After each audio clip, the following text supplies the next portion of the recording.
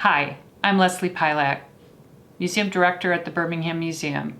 We're doing a series this season on holiday traditions in Birmingham and in America in general, and some of the charming examples of that we think from our collection you might like to see. Today I'm going to talk a little bit about Christmas postcards, and we have quite a large collection of Christmas postcards from one or two families that lived in Birmingham. And so I'm going to show examples of some of the postcards that were being sent around to Birmingham households in the Christmas period of approximately 1900 to 1920, which is considered the golden years of postcards in America. Christmas cards themselves actually go back to Germany in terms of their origins, and we're talking a long time back in Germany. The postcard itself was emerged as kind of a quick and efficient way to send messages, and it was first used by governments, Europe, and then gradually in America. So instead of writing a long letter that had to be enclosed in an envelope and sent by courier, etc., quick messages could be displayed on basically a piece of cardstock and sent out. It didn't take long before the idea of decorating this cardstock and making it pleasant to look at grabbed the attention of the public. Eventually in the US in the 1870s and a little bit later, the concept of sending postcards instead of letters gained a lot of popularity in the general population. The other thing that was going on at the time is that the production of paper got cheaper and cheaper. Toward the end of the 19th century, acid papers were being turned out in large production mills all over the US. In fact, when you look at old newspapers, old papers of any kind, you'll see that they usually turn that characteristic kind of a beige or brownish tinge. That's the acid in the paper itself that is basically burning the paper over time. We don't use that kind of paper very much anymore, except newspapers still do use that. But when you look at old postcards or old greeting cards, you'll see that that's a very common characteristic, that they have that old tinge, which many of us find a little charming because it does impart age. But improved versions of creating colored inks and utilizing papers that retained their gloss or could be embossed, that got to be more and more popular as paper became easier to produce. So toward the end of the 19th century, there was an emergence of all forms of communication with colored images. Most of them were illustrated because photography had not yet easily found its way into the general production of something like a postcard or a greeting card. So technology always plays a role. There's always that combination of technology and demand. And in the case of American greetings, people began to seize on this idea of being able to send an image, a picture on one side of a card, and just a quick note, just room enough to scrawl a couple of things on the back. That was so much more interesting when you were a busy person or you only wanted to send a brief message. And if it sounds a little bit like how we communicate today, you are absolutely right. Even back in the 1890s, 1900, 1910s, there was an appeal to being able to send an image, picture, scene, design, whatever, that just said something in the briefest way. So think, I don't know, text messaging with a photo. It was personal, and it was only intended really for the addressee. So it wasn't so much like a Instagram post or something where everyone's looking at it at once. That said, one of the drawbacks of postcards is that anything you did say on it was available for anyone to see because it was written on the back and it could be turned over and looked at. So it wasn't very private. But the kinds of messages that were sent via postcard didn't matter, especially when it came to holiday time. So during the holidays, we had this cultural evolution of what the holidays meant to people, what they were trying to share with each other, and what sending a message was really all about. So for much of the latter part of the 19th century, people were not necessarily near, and it wasn't easy to get in contact with them. So the concept of a greeting card or a postcard or a letter was to sort of bring that person closer to you, because you weren't going to be able to see them or talk to them easily any other way. So sending greeting cards at holiday times was a way of saying, I'm thinking about you, I miss you, I care about you, literally, I wish you were here type of thing. So the use of postcards, although they were a little informal, they could be used to send that basic sentiment. And honestly, it was quicker and easier to do then, just like it's easier to send a text message now than to sit down and write out a note. I think what I like about the cards that I'm going to be showing you soon is that they're very sweet. They have a very generally understated way of communicating what's important. I especially see that in the ones that include winter scenes, and they are the most numerous of anything we have here. So they must have been especially popular, at least in Birmingham.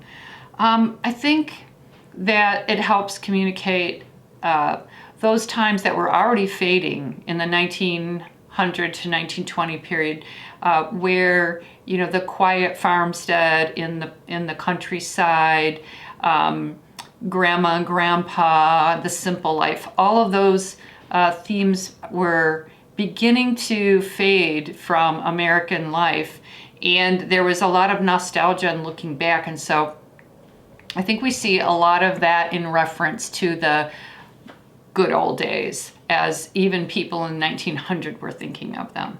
So I'll show you a number of examples of those. So I'm going to show you some of the postcards that have survived from that period that are in our collection. And before I get to that, I want to talk about how the favorite designs fell into different categories. We have what I would think of as a typical reflection of what Americans were sending between about 1900 and 1920. In that the holiday postcards we have fall into categories that include winter scenes, greenery, or things that reflect the return of the spring, the evergreen concept, which has been tied in between the pagan times as well as early Christianity as a way of, preserving life through the cold of winter, which will emerge again in spring.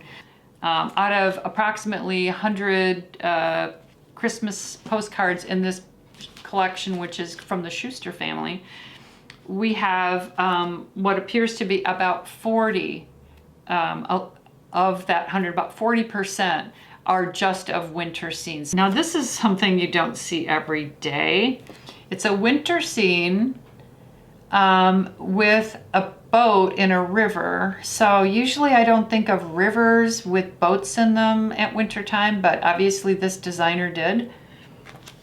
And one of my favorites, this is blooming mistletoe. So the purplish flower is really mistletoe, which is traditional at this time of year. It's has its roots in pagan practices. Mistletoe, again, representing the endurance of the spring in the greenery, that we now think of as a Christmas symbol. The use of, I found the use of bells, ringing bells. Those, of course, refer to church bells. So we are talking about Christmas here, and so naturally, it's a Christian-related holiday, and so the greetings reflect that.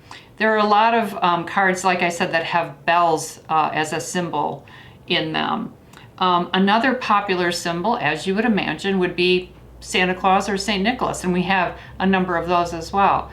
The concept of Santa Claus, the way you would think of Santa Claus nowadays, was actually evolved in America a little bit on the later side. So we still have, in this period, we still have a lot of the St. Nicholas type depictions of the season. Very interesting one of not just Santa Claus so much, but the elves that somehow have escaped the North Pole.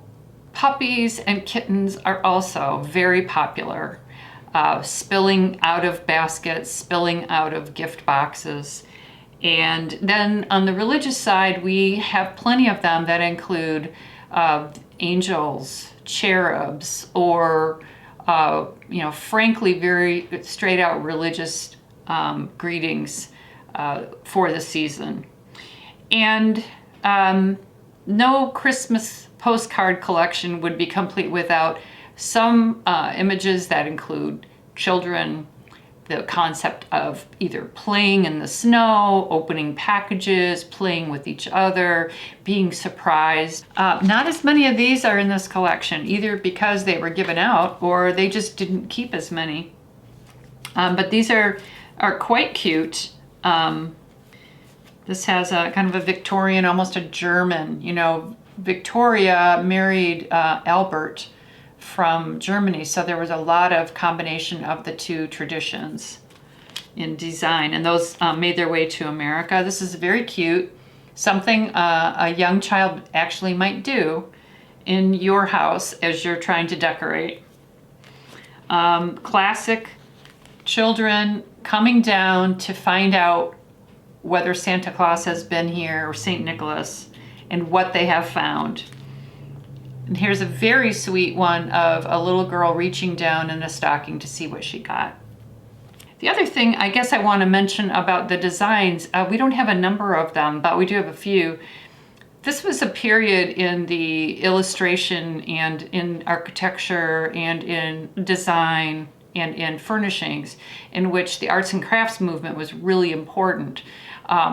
The arts and crafts philosophy had a lot of origins in the natural world. So the use of natural themes, natural materials, and when it comes to actually fabricating something like a font style, there were some very particular approaches used in the arts and crafts movement to show lettering styles, and they looked hand carved or handmade, and that was one of the appeals of that period, arts and crafts. So we have a couple that reflect that handmade sort of look, or the arts and crafts values of simplicity and the natural world. They have a poster look, reminiscent of the 20s in terms of the design and the type of illustration. I think maybe you can see that the building is very fanciful with turrets. The style of the actual illustration is only a few colors, and it takes advantage of outlining and kind of flattening the image. And it has a very typical arts and crafts theme. May your hearth at home be warm and cheery this holiday season, and may the future give you your heart's desire. Here's another arts and crafts type design. It's very refined. There's just a small inset which has a landscape scene that has an arts and crafts poster type appearance.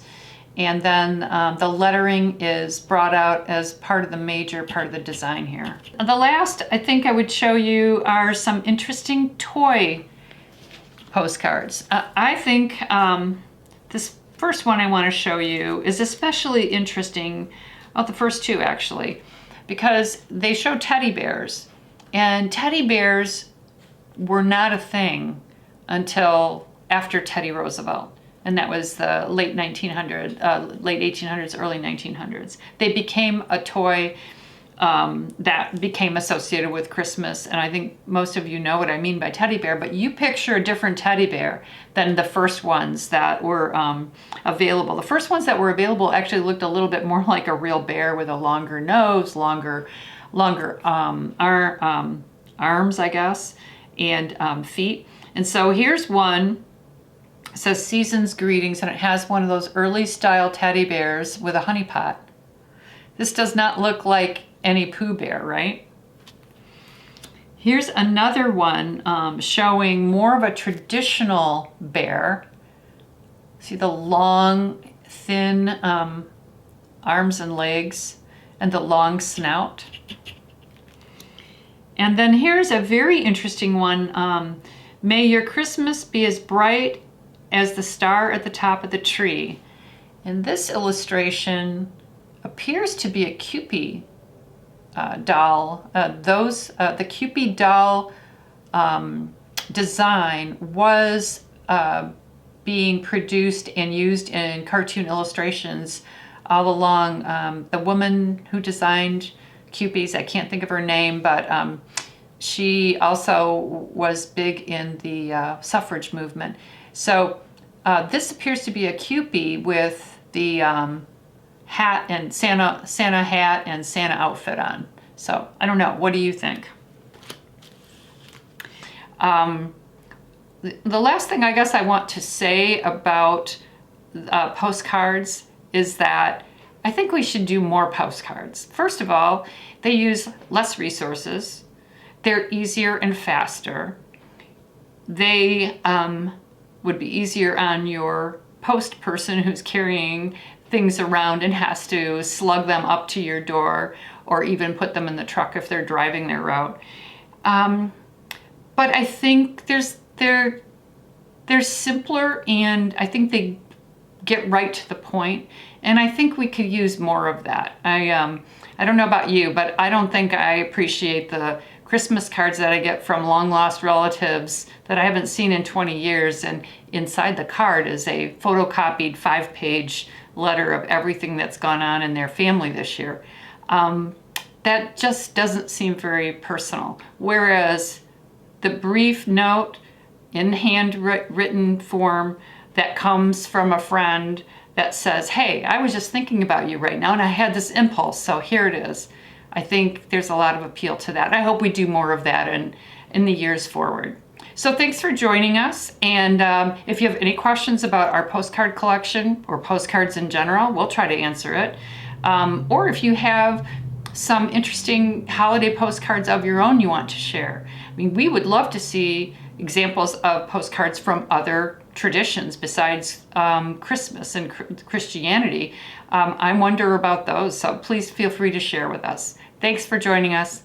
Bye now from the Birmingham Museum.